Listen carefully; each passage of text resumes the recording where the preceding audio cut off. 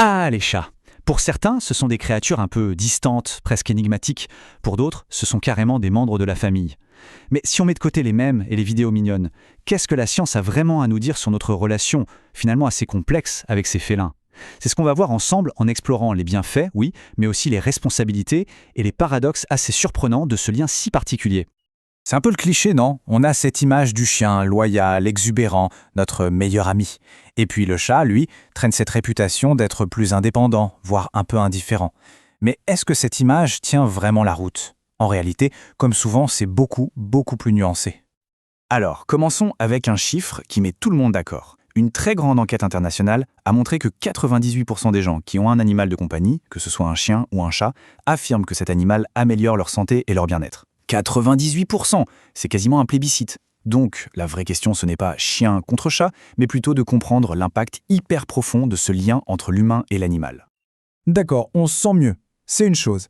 Mais est-ce que ça va plus loin? Est-ce qu'il y a des effets concrets, mesurables, sur notre corps? Eh bien oui, et la science nous donne des réponses vraiment très claires là-dessus. Ce qui est génial avec cette étude de 2016, c'est qu'elle met des chiffres sur un ressenti. Le simple fait d'être là, avec un chat, de le caresser, ça a un effet calmant direct sur notre système cardiovasculaire. Ce n'est pas juste une impression, une vague sensation de bien-être. Non, c'est physiologique. Et ce tableau le montre parfaitement. Les marqueurs de stress s'effondrent. Le rythme cardiaque ralentit, la pression artérielle baisse. C'est la preuve que le contact avec un chat, son ronronnement, c'est un peu comme un antidote naturel au stress du quotidien. Et ce n'est pas tout, ça ne s'arrête pas au cœur. Des recherches ont montré que jouer avec un chat, le nourrir, interagir avec lui, ça active notre cortex préfrontal.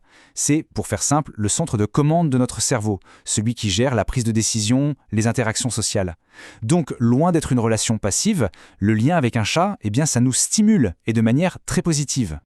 Le truc, c'est que le lien qu'on tisse avec un chat, ce n'est pas juste une version light de celui qu'on aurait avec un chien. Non, sa nature est différente, plus subtile.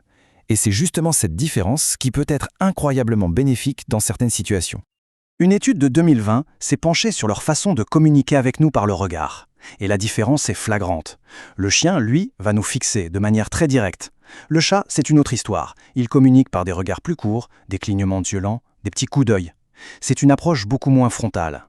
Et cette subtilité, elle a toute son importance. Et c'est là que ça devient absolument passionnant. Pour les personnes sur le spectre de l'autisme par exemple, pour qui un contact visuel très direct peut être inconfortable, voire perçu comme agressif, l'approche plus douce du chat peut être un vrai soulagement.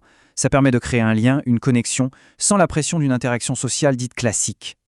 Et les résultats sont bien réels. Des études menées avec des familles qui ont adopté un chat pour leur enfant autiste rapportent des choses très concrètes. Moins d'anxiété, une amélioration des compétences sociales. Le chat devient une sorte de médiateur, un confident silencieux qui aide à construire des ponts avec les autres. Alors évidemment, tous ces bienfaits ne tombent pas du ciel. Avoir un chat, c'est une relation. Et comme dans toute relation, ça demande de l'engagement, du temps, et ça vient avec son lot de défis. Le tableau n'est pas toujours parfait. Quand on interroge les propriétaires, ce qui ressort le plus, c'est le stress lié aux soucis de santé de l'animal et la difficulté à gérer certains comportements, comme les griffades par exemple. C'est un rappel important que le poids de la responsabilité, il est bien là. Le point absolument crucial, surtout pour un chat qui vit en appartement, c'est de combler son besoin instinctif de chasser.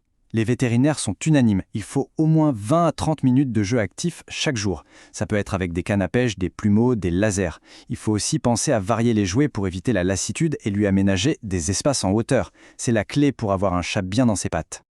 Bon, maintenant, on va changer complètement de perspective pour parler d'un sujet qu'on oublie souvent, mais qui est pourtant essentiel, l'impact environnemental de nos petites boules de poils.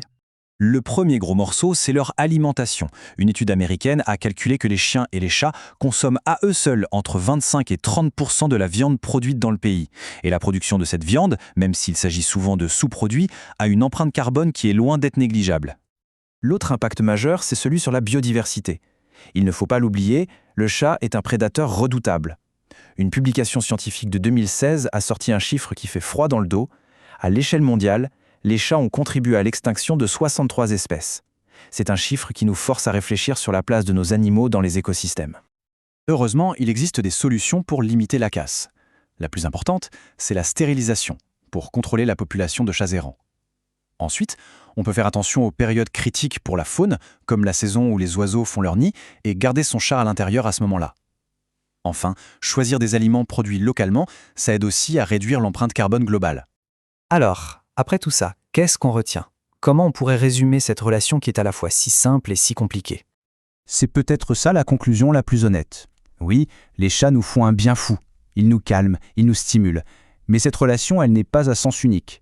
Elle implique une responsabilité énorme.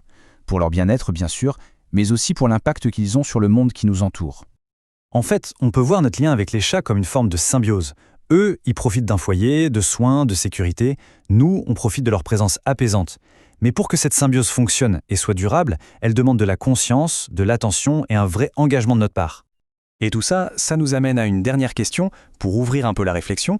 Face à toutes ces responsabilités, face à l'impact écologique, est-ce que le fait de posséder un animal est la seule façon de profiter de ce lien si spécial? Faire du bénévolat dans un refuge, devenir cat-sitter, peut-être qu'il y a plein d'autres manières de cultiver cette relation précieuse, en repensant un peu notre rapport à l'animal. La question reste ouverte.